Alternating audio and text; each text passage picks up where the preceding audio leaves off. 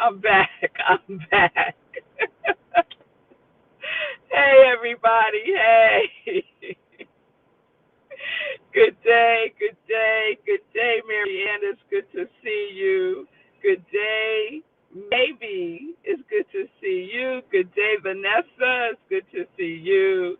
Good day, everybody. Thank you for joining me today for Morning Sip, my last on location in Martha's Vineyard. We just checked out of the house and we are just all packed up in the car and found a spot where we had some service because if you come to Martha's Vineyard, good luck with the service on your phone. So there's good service in Edgartown. So we got in the car and zipped over to Edgartown so we could do this. So I'm right by the water. Let me see if I can let you see. See, we're right by the dock, by the marina. See that? Yes, yes, yes. So that's where I am right now, parked. And this is where we're going to do today's morning sip. So, welcome to Morning Sip. I am Red Melissa, and SIP is Spirit in Practice. Spirit in Practice. So we are in our parable series, and I have to say, y'all, I think we're going to keep it going for at least a couple of more days. So Monday we're going to continue with the parables because there's so many that I want to share. There's so many I want to share, and today I'm going to share one that I think most people are familiar with. But before I do that, I ran across something that Irvin Seal said about parables in the book that I've been referencing. So this is Learn to Live, a New Thought Interpretation of the Parables. Highly recommend it if you want a deeper understanding, a metaphysical perspective about Jesus's parables. But I also been sharing some of modern day folks' parables, like my own and like one of my classmates, Helen Moore. So if you missed that, you want to check that out. Earlier in the week, I shared the parable of homelessness, which was a parable about me that I created for a class. And Helen Moore's parable I shared on Wednesday, I believe, which was the parable of the two Helens. And yesterday, we talked about the parables of the two brothers, right? I see you, Lindsay. You got the book. All right, now. We can have a little book club, I think, on this book because a lot of you are purchasing the book. So yesterday, we talked about the parable of the two sons, right? The parable of the two sons. And the takeaway from that parable, because remember, the father asked one of the sons to go out in the vineyard and work. And the son said he would do that, and then he didn't. And then he asked the other son to go in the vineyard and do some work. And that son said, no, I ain't doing that. But then he did it, right? So the important thing, the deeper meaning in that parable is for us to not only do what we say we're going to do, but to take action in it, right? And that we can always change our mind, like the son who said he wasn't going to go in the vineyard, right? But then he did. So we can always change our mind. We can always transform our minds. Yes? Because the vineyard, and it's not lost on me, y'all, that I'm in Martha's Vineyard talking about a parable that has the vineyard in it. Yeah, I like all that coordination. And so the vineyard is representing our consciousness, right? Is representing our consciousness. So we're like building on, right? Like, which Helen are you? Are you the harried Helen or the holy Helen? And which son are you? Are you the son that says you're going to do something, but then you don't? Or the one who says, I'm not doing it, but then you have a change in mind, right? You transform your thinking about it, and you do what you say you're going to do, right? You are in alignment. So today, I want to share a quick parable called, oh, wait, before I do that, this is what I wanted to share from the book first. Irvin says this about parables. He says, the kingdom of heaven is the burden of Jesus' teaching.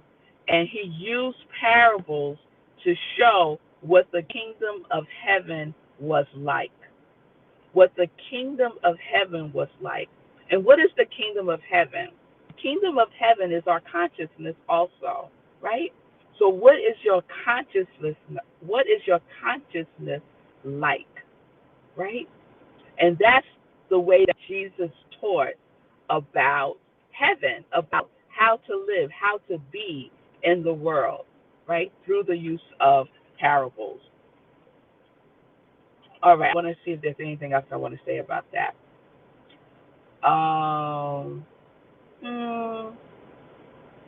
No. So if I say something else, I'm gonna go way into it, and I don't want to do that today. So I want to share this parable. So this is the parable of the sower. I got something coming up on my screen. Okay. The parable of the sower. You might be familiar with this. And he spake many things unto them in parables, saying, Behold, a sower went forth to sow. And when he sowed, some seeds fell by the wayside, and the fowls came and devoured them up. Some fell upon stony places where they had not seen much earth, and forthwith they sprung up because they had no deepness of earth. And when the sun was up, they were scorched. Because they had no root, they withered away. And some fell among thorns, and the thorns sprung up and choked them. And others fell into good ground and brought forth fruit, some 100-fold, some 60-fold, some 30-fold. Who hath ears to hear, let him hear. So that is the parable of the sower, right? And like I shared before, the parable has two meanings, right? The literal meaning and a deeper meaning, a spiritual meaning, a consciousness meaning, right? So the literal meaning is this farmer is sowing, and the way that they sowed back then was to throw the seeds, right? To cast the seeds or to broadcast the seeds. It was called broadcasting back then. But these days, farming is done very mechanically, right? It's rare unless you're a gardener or a small farmer. It's rare that there's not some automation happening with the way in which seeds are broadcast these days. But the important thing that I think I want to bring out in this parable is the soil, right? Because the soil is representing our consciousness, right? It's representing our consciousness. So the farmer threw the seeds, right? And some of the seeds landed on stony places. Some of the seeds just fell by the wayside, and the birds came and ate them up. Some seeds just fell, but they didn't go deep into the soil, so they were scorched, right, by the sun. And there were other seeds that fell into good ground, good soil, right? Like our consciousness, right? We have different stages, different levels of consciousness. So I'm not going to go through all the stages of consciousness again because I've done that in previous SIPs. But Michael Beckwith captures it really, really well in the book, The Life Visioning Process. Actually, that I referenced when I did visioning on Wednesday at 7 o'clock for the center. But I'll talk about that in some joy news, right? So the level of consciousness, the soil represents the level of consciousness, and that will determine the quality of that which comes to bear, right? The seed is all the same seed, right? We could all have the same thought, the same desire, right? But if we plant that thought in the consciousness, depending on the quality of our consciousness, that will determine what grows and how it grows, right? So let's think about it real quickly, the levels of consciousness, right? The level of consciousness that is to me, which is victim consciousness, that is by me, which is manifestors consciousness, through me, which is I'm forgetting them. Through me, which is the vessel consciousness, and as me, we and God are one, right? And so the consciousness that we are throwing our seeds in are the through me consciousness and the as me consciousness. Having the consciousness that I am in alignment with the divine, and that the divine can only do for me what it can do through me, right? But the through me has to be an open vessel, right? The consciousness has to be in alignment, which means the subconscious mind, right? The subconscious mind is the soil. It is the soil, right? The spirit descends into the soil, our subconscious mind. And you know that we got a lot of stuff happening in our subconscious mind, right? Because our subconscious mind is the seat of our memory, the seat of our habits, is where our formative years, all of that memory is stored, and the conditioning occurs, right? So we have to do our work at the soil level, at the subconscious mind level. So I want to share something that Irvin Seal talks about when it comes to this particular parable. So he says this: what our minds individually do with the seed that falls upon them is determined by the nature of our minds. Our minds are like the soil. Different minds are of different compositions, of different quality, and different states of development. This is presented in the parable by the different kinds of soil, and this point is so important that some of us have named or renamed the parable of the soil. So certain soil allows the seed to express its potentialities more fully than others, right? So we have to be cognizant, aware of our soil, our consciousness, what is happening there, right? Because it doesn't matter what what my thought is, what that person's thought is. Their thought is if we have the same thought, right? So let's say my thought is I want to, let's just do I want to be rich. How about that, right? And another person has that same thought. I want to be rich, right? So we both have the seed of abundance. We both have the seed of abundance. And I plant that seed in my subconscious mind. I plant that seed in my conscious mind, right? And my subconscious mind is saying to my conscious mind, Remember how we had to struggle. Remember that money don't grow on trees. Remember, it just brings up all of these old thoughts, old limiting beliefs that we have around abundance, right? And so what comes forth? What is that seed going to express? Limitation, lack, whatever the opposite of abundance is, right? Another person, same thought, same seed planted in their consciousness and in their subconscious mind.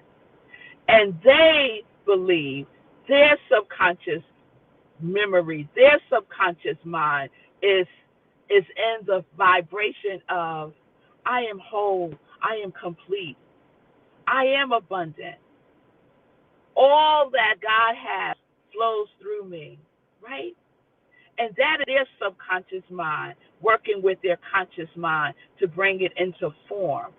And what do you think that seed will express, will act out picture in the world? Abundance, wealth, riches, right? Same thought, same seed, right? The consciousness. So where do we do the work, right? We don't have to run out and get other seeds. right? Keep the thought. If it's the thought that you want to see manifest, right? Keep the thought. The work is inside in your subconscious mind. In your subconscious mind. I want to share one other thing. What we are always getting in the way of, what we are is always getting in the way of what we feel and what we do. What we are qualified and what we are qualifies and conditions what we see and what we hear, and the way we respond to different people and to different events. The parable of the sower stresses the fact that different kinds of soil make different responses to the same seed in order to show us that different kinds of mind respond differently to the truth. So, what is your mind saying to you about the truth of who you are? That is what this parable is all about. It's an invitation again and again for us to go within, always to go within. So, I have so much more to say about this, but I'm going to leave it right here, and we're going to continue this on Monday. And I might continue with this parable because it's just so rich. It's so rich. It's so rich. Like right now, I'm thinking of a bunch of stuff. So, Monday, we're going to continue with parables. We'll be back in Studio B. And we had such a good time here in Martha's Vineyard. This was my girls' first time here, and they had a ball. So thank y'all for tuning in with me for Morning Sips Live. Let's go into some joy news. All right, joy news. So this Sunday, Living Life in Joy. My guest host is Sekou, right? Yes, because we had some technical difficulties last Sunday. So our celebrity guest, that's what I said, our celebrity guest is going to come on this Sunday with Sekou, and it's going to be I was going to say a hell of a show. It is. It's going to be a heaven of a show. How about that? It's going to be a heaven of a show. So please tune in, 10:30 a.m. Eastern Time, right where you're watching us now. That's on Sunday. And then the next day, Monday, there we go. I almost did it, y'all. So we're going to continue the parables on Tuesday because Monday we have Meditation with the Moon. So Meditation with the Moon, September 6th, 4 a.m. Eastern Time, right where you're watching me now. We do a full-blown spiritual practice, and then we go into Zoom for the after party, and we just share, we fellowship with each other, and we just spend some time. So please join me on Monday, 4 a.m. for that, and we will not have a 10:30 sip on Monday, okay? We'll be back, morning sip with the parables on Tuesday. Okay, let me see. I'm not going to check in with Sekou because we got to get on the road and get ourselves up out of here. So I know Sekou is doing great. Please join him on Sunday for Living Life in Joy, 10:30 a.m. I think that's all I have for the Joy News today.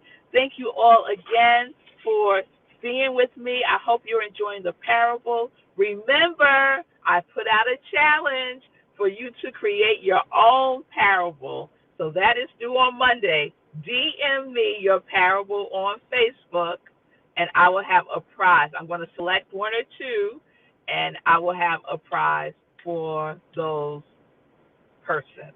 Okay? The parable is something from your life, right? Something from your life. So it's two stories.